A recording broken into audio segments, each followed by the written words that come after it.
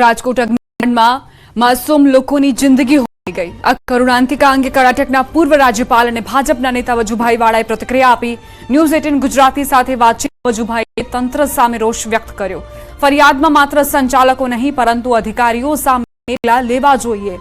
તો વજુભાઈ વાળા જેમણે ખુલીને પ્રતિક્રિયા આપી।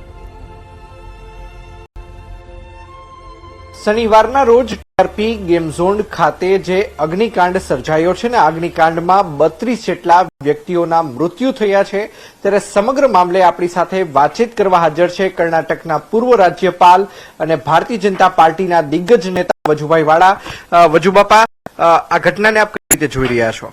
આ ઘટના છે ને એ માનવ સર્જિત છે અને માનવની બેદરકારીના કારણે આ ઘટના બની છે।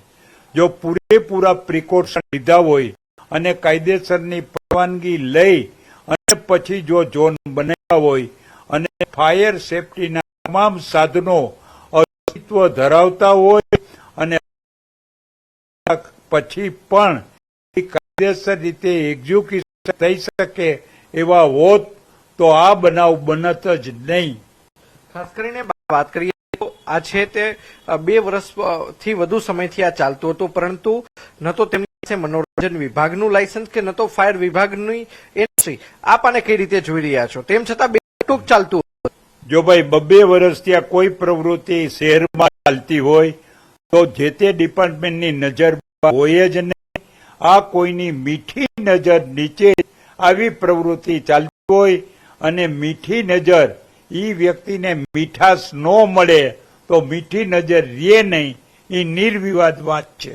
ખાસ કરીને બાપા વાત કરવામાં આવે તો અમારી પાસે કેટલાક પુરાવાઓ પણ સામે આવે છે કે જ્યાં ટીઆરપી ગેમ વાળા જે પણ વ્યક્તિ અંદર દાખલ થતા હતા તેમની પાસેથી સાઇન લેતા હતા કે જો મૃત્યુ થાય, ઇન્જરી થાય તો પણ જવાબદારી તેની રહેશે।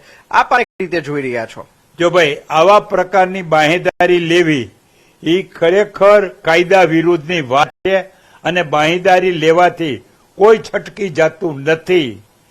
ખરેખર તમે પૈસા લઈ અને કોઈને એન્ટ્રી આપો, કોઈ પણ ફૂડ ઝોન હોય કે ગેમ ઝોન હોય કે બીજો ઇન્ટેલિજન્ટ ઝોન હોય, જે ઝોનમાં તમે પૈસા લઈને લોકોને એન્ટ્રી આપો એનું જે તે ડિપાર્ટમેન્ટનું કર્તવ્ય અને ફરજ પડે છે કે એ વ્યક્તિની જાનમાલનું રક્ષણ કરવું એ જે તે ઇન્સ્ટિટ્યૂટનું છે। બાકી લખાણ તમે સહી કરી દો એનાથી કોઈ ફેરફાર થતો નથી। બાપા, ખાસ કરીને આપે જે વાત કરી કે મીઠાશ વગર મીઠી નજર ન રહેતી હોય, તો અત્યારે જે ગુનો દાખલ કરવામાં આવ્યો છે તેમાં માત્ર સંચાલકો, ભાગીદારો અને મેનેજરોનું નામ સામેલ કરવામાં આવે છે। અધિકારીની કોઈ જગ્યાએ જવાબદારી બનતી જ નથી। શું તેમના ફરિયાદમાં નામ ન હોવા જોઈએ? શું કહેશો આપ? જો ભાઈ આ જે કઈ જમીનનો માલિક હોય, ભાડૂત રાખનાર હોય, સંચાલન કરનાર હોય, પણ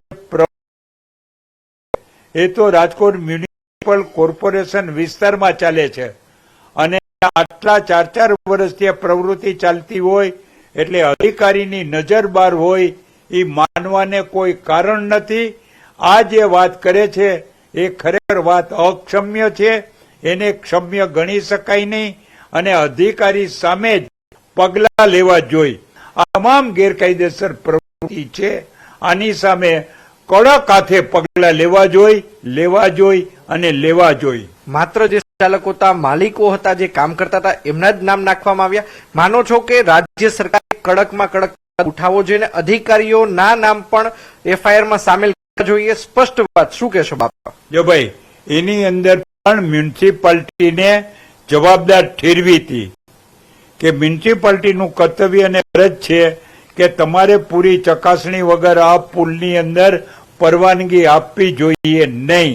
ચોક્કસ। તો આ હતા કર્ણાટકના પૂર્વ રાજ્યપાલ અને ભારતીય જનતા પાર્ટીના દિગ્ગજ નેતા વજુભાઈ વાળા।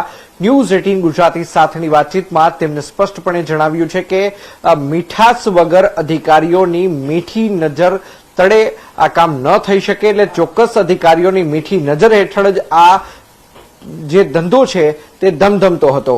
અંકિત પોપટ, ન્યૂઝ 18 ગુજરાતી, રાજકોટ।